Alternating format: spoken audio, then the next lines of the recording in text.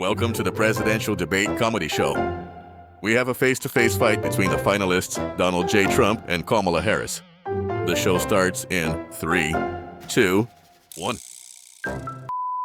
And I'm going to actually do something really unusual, and I'm going to invite you to attend one of Donald Trump's rallies, because it's a really interesting thing to watch. I'm Donald Trump, and I approve this message. They sent her to negotiate peace before this war started.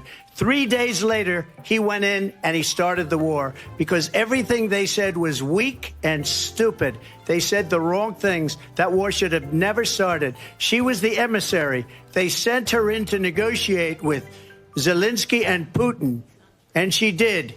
And the war started 3 days later. And that's the kind of talent we have with her. She's worse than Biden. In my opinion, I think he's the worst president in the history of our country. She goes down as the worst vice president in the history of our country. But let me tell you something. She is a horrible negotiator. They sent her in to negotiate. As soon as they left, Putin did the invasion. It is very well known that Donald Trump is weak and wrong on national security and foreign policy. Will she allow abortion in the 8th month, 9th month, 7th month? Come on. Okay, would you do that? Why don't you ask her that question? Why don't you answer the question? Would you because veto? Under Roe v. Wade, answer the question, would you veto? You could do abortions in the 7th month, the 8th month, the 9th month, not true. and probably after birth. Just look at the former governor of Virginia. The governor of Virginia said, we put the baby aside and then we determine what we want to do with the baby. Because they're radical. The Democrats are radical in that. And her vice presidential pick, which I think was a horrible pick, by the way, for our country, because he is really out of it. But her vice presidential pick says abortion in the 9th month is absolutely fine. He also says execution after birth. It's execution, no longer abortion, because the baby is born, is okay. And that's not okay with me, hence the vote. But what I did is something for 52 years they've been trying to get Roe v. Wade into the states. They have, I don't say her because she has no policy. Everything that she believed 3 years ago and 4 years ago is out the window. She's going to my philosophy now. In fact, I was going to send her a MAGA hat. She's gone to my philosophy. But if she ever got elected, she'd change it. And it will be the end of our country. She's a Marxist. Everybody knows she's a Marxist. Her father's a Marxist professor in economics, and he taught her well. Police. In Minnesota, she went out. Wait a minute. I'm talking now. If you don't mind, please. Does that sound familiar? Do it. I would say we would both leave this debate right now. I'd like to see her go down to Washington, D.C. during this debate because we're wasting a lot of time. Go down to, because she's been so bad, it's so ridiculous. Go down to Washington, D.C. and let her sign a bill to close up the border because they have the right to do it. They don't need bills. They have the right to do it. The President of the United States, you'll get him out of bed. You'll wake him up at 4 o'clock in the afternoon. Right. You'll say, come on down to the office. Let's sign a bill. If he signs a bill that the border is closed, all he has to do is say it to the Border Patrol, who are phenomenal.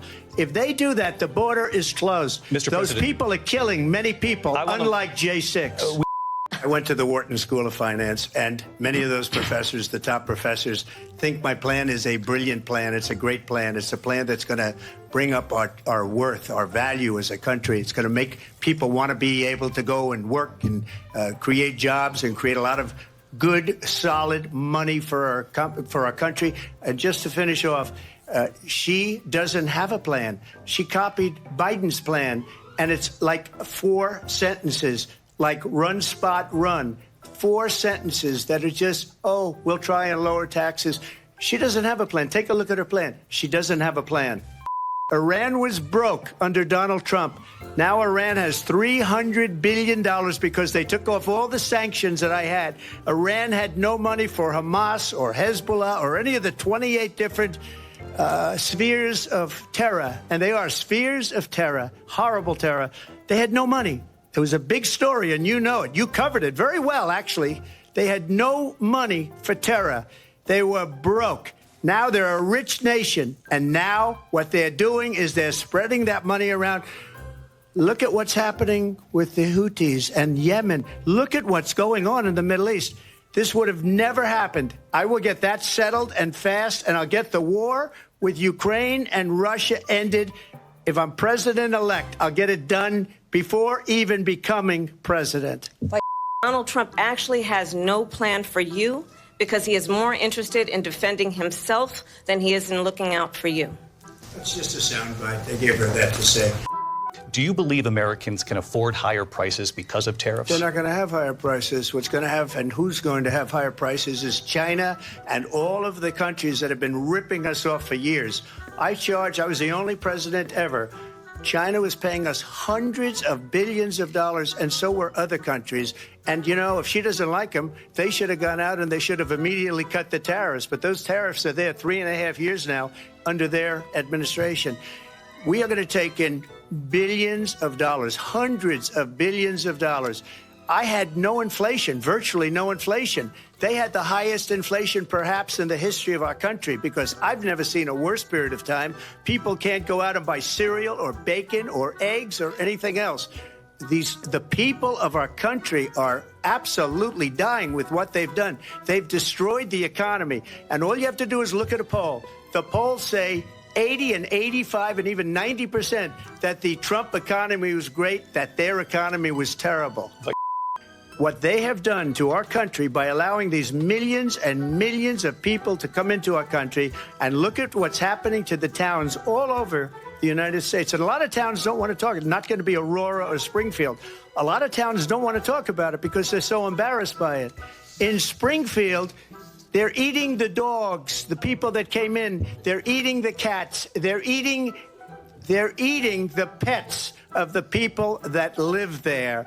And this is what's happening in our country, and it's a shame. So she just started by saying she's going to do this, she's going to do that, she's going to do all these wonderful things. Why hasn't she done it?